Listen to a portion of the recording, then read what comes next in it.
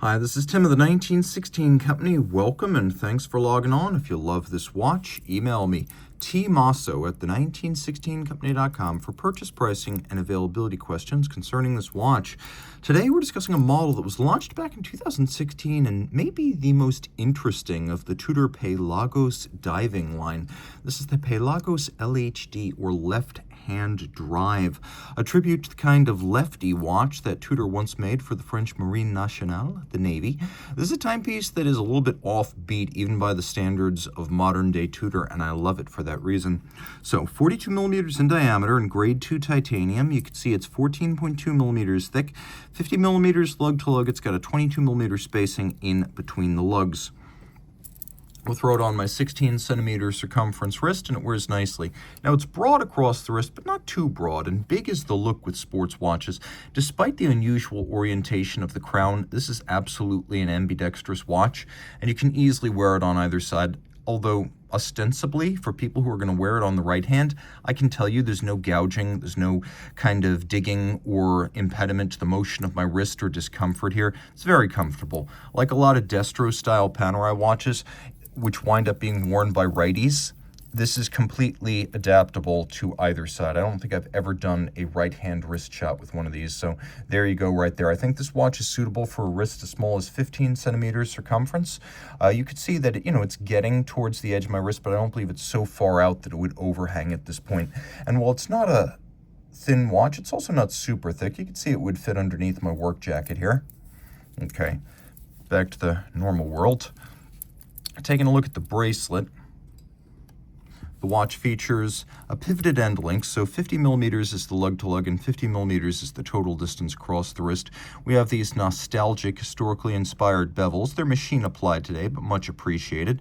You can also see that the satination on the tops of the lugs is distinct from the satination on the bevels and also the case flank. Helium escape valve for saturation divers doing their one big decompression after a hours to weeks long dive. So that's there for you guys. No one else needs to worry about it. 500-meter water-resistant watch, which is solidly more than a sub. You can also see we've got the lefty crown and vintage-inspired pointed-style crown guards. Now on the back, we have a number designed to evoke the way the Marine Nationale Tudor subs would have been labeled in the past. Of course, we've had subsequent Tudor watches that have gone much further down that road, but it's the same idea on the case back. The movement is sort of a reverse version of the conventional Tudor. We'll talk about that in a moment. But first, a little difference between Tudor and Rolex knurling. So you can see here, this is a really sharp, easy to grip knurling, and it's distinct from the sort of scalloped pattern you see on a Rolex. Now, it's a 60-click bezel, so it has fewer increments, but they're chunkier. They're more vocal. The detent is more tangible than on the silky, creamy, almost over-refined Rolex. Now line up the bezel pearl with the minute hand. You're probably going to be surprised here. This is a ceramic bezel insert. Remember, at Tudor, generally, the Pelagos has a ceramic insert, and the Black Bay has an anodized aluminum one for vintage reasons. But although this is ceramic, you can see it's also fully luminescent, including every 5 minutes and the entirety of the first 15 minutes of the dive. Also note all three hands luminescent, including the seconds hand, so you know whether your backup dive timer is running when you get down below the light. And it is quite easy to set and reference this unidirectional dive bezel, even in the dark. The lume is incredibly bright. Despite the use of a distinct Fauxtina off-white tone, it doesn't impact the ferocity or endurance of the luminescence. And so you can use this 60-minute count-up timer, the bezel, in the day or the night. Taking a quick look at the dial, you can see we have that same color that's sort of off-white for the printing, for the indices, even for the date disc, and that's a good thing, keeping everything harmonious, with the sole exception of the Pelagos script in red. Now you can see that what appear to be printed features, and they would have been on an old Tudor snowflake sub, but here they're actually applique blocks of lume. You can see from this angle that they sit in cutouts in the chapter ring, which are little serrations that act as sort of a revetment, and then we have these blocks of lume. You can also see that we've got a roulette, but it's almost like a reverse roulette date, since instead of odds red and evens black, we've got evens red, and then the odd ones are black. But again, we have a quick set, we have a roulette, and then we have a stop seconds function as well.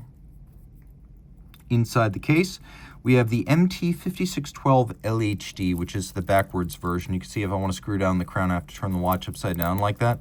So the watch features an automatic winder with 70-hour power reserve, 5-position adjustment, COSC chronometer certification, quick set hacking seconds, a free sprung architecture for shock resistance, a full balance bridge also for shock resistance, and an anti-magnetic silicone hairspring to make it anti-magnetic. All quite self-explanatory. So highly water-resistant, shock-resistant, and anti-magnetic. It also comes with an extra strap, a strap extension, and 2 buckles.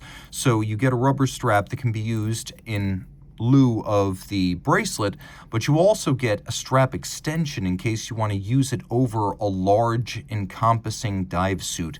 Now the clasp is impressive here. It's quite a bit more sophisticated than the T-fit system. So let's take a look at how that works. You can see we have individual links that are fit by screws and can be removed with a screwdriver here. We've got a clamshell. Note inside and outside this end of the clasp, we have these ceramic spring-loaded pin snaps so the titanium can never wear them down, and so they will always be tenacious and crisp. The tolerances will never diminish. You can also see that some of the more delicate internal components of this clasp are made of steel for extra strength. So, for example, the inner clasp, this folding element, that's made of steel for greater durability. Now, getting inside the clasp, there's a couple things going on here. You can see there's a little sort of metric on the outside, so you can actually anchor the clasp at different points. You see these 3 little stops, so those are anchoring points if you want to fine-tune the fit.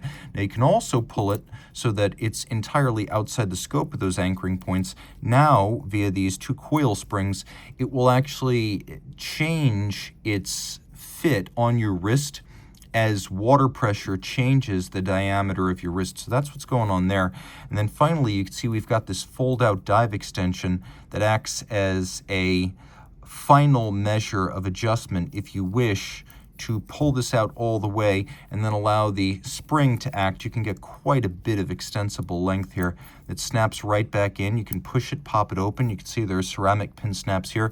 So you really have 3 different things. You have the set points, you have the elasticity, and then you have the fold-out extension. So there is a lot of value in this watch. And again, automatic winding with a 3-day power reserve and a little bit of an offbeat aesthetic. You can see it has the so-called Submariner snowflake dial, back when Tudor and Rolex both made Submariners.